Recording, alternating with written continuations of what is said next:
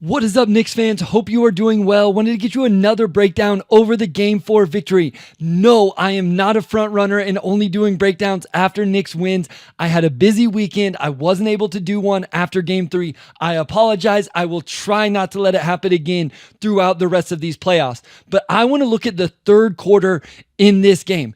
Down 11, coming out of halftime. Let's watch and see how it goes from there. So a little bit of confusion here as the Celtics continue to bring Cat and Brunson into the action together. Brunson's going to switch off. Cat's a little late switching. Derek White is able to ghost.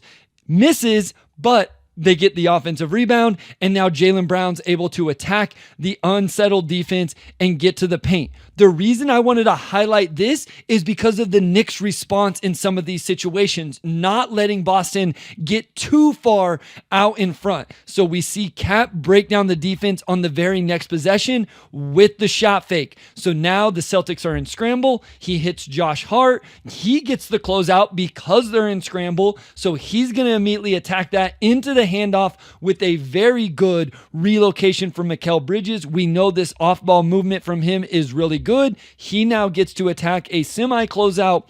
Again, attacking an unsettled defense, little shot fake footwork, and able to finger roll the finish to get it right back to 11. Now the Celtics attack again. Bridges comes over with a great rotation block on Jalen Brown, and you get transition going the other way, where Cat later in the possession is able to attack, get fouled. He's made a lot of those tough shots, falling down, fading away, all of that in these playoffs. Really great body control and eyes. When you watch his eyes on those finishes, they were always on the rim. And in this third quarter, I really want to highlight the variety of Cat's makes. So we see that one there. Here on a baseline out of bounds, he gets a solid screen and then moves out of it on the cut to the rim. And the Knicks have now cut the lead to below 10. But as I've talked about in previous breakdowns, you have to be ready for the other team to respond. Here, again, they get Brunson and Cat in the ball screen situation. This time, Brunson wants to show and get back. Cat is not able to get through the screen.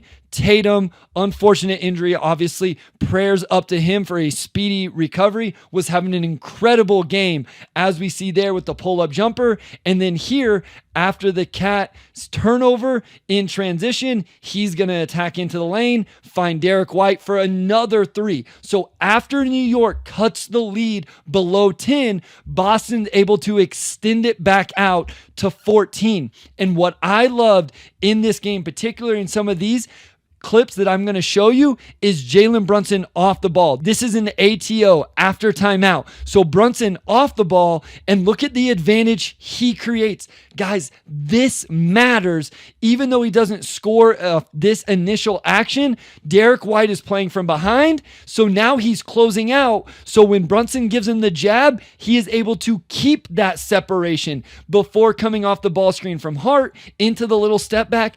The initial off the ball action plays into this.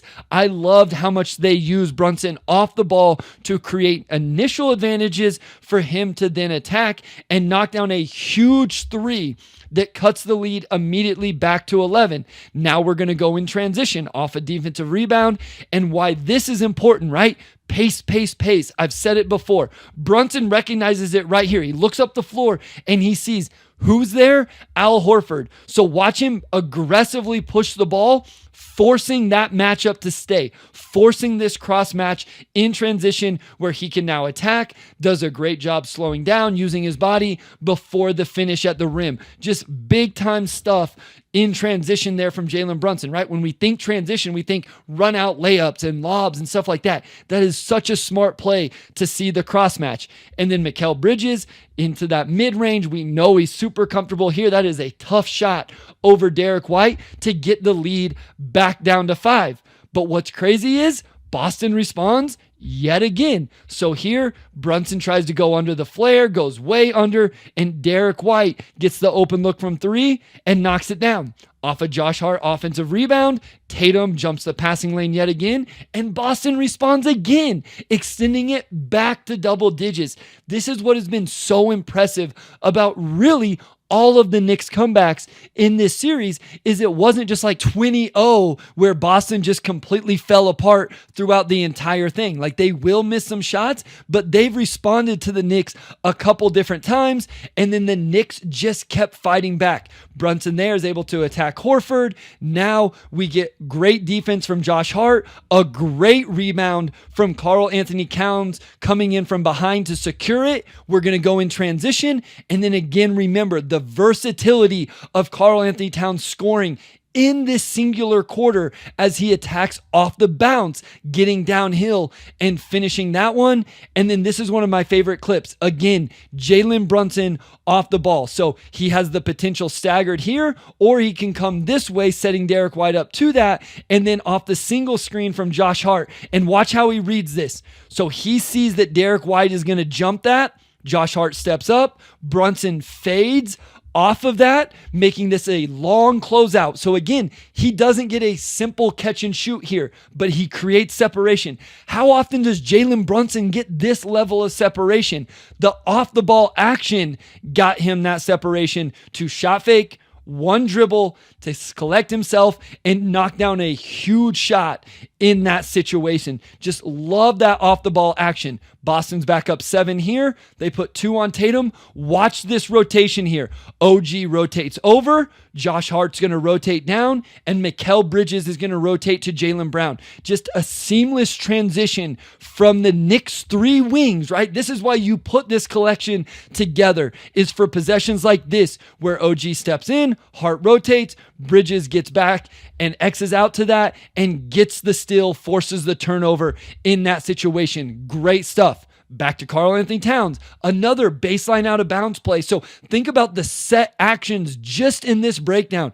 After timeout, Brunson off-ball actions, baseline out of bounds, where they get Cat a catch, face up, knockdown mid-range jumper. Again, he was scoring in a variety of ways. And then Jalen Brunson, breaking down the defense, creates a great look from OG Anunoby. Great looks, putting the defense in scramble, creates offensive rebounding opportunities. Brunson stays engaged off the ball, comes down with the offensive rebound, puts it in, and now the game is back to 5. And then about Karl-Anthony Towns on the defensive end, staying in front of Tatum, cutting him off, forcing him into a tough contested 3-point jump shot without fouling him in his landing space. Just a great defensive possession there from Karl-Anthony Towns. Bridges here pulls up in transition, down 4, misses. OG comes down with the offensive board. He's going to attack.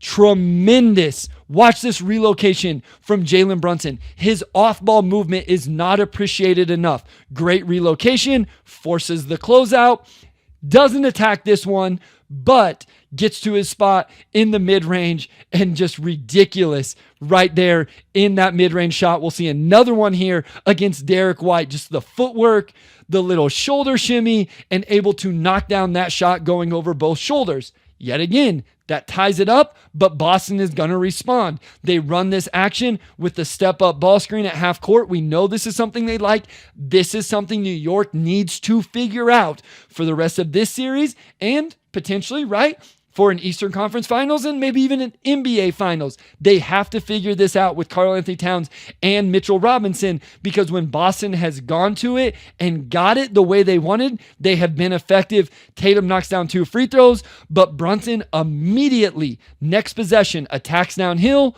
draws the defense. OG relocates out to the corner, has plenty of time to settle in and knock down that 3-pointer.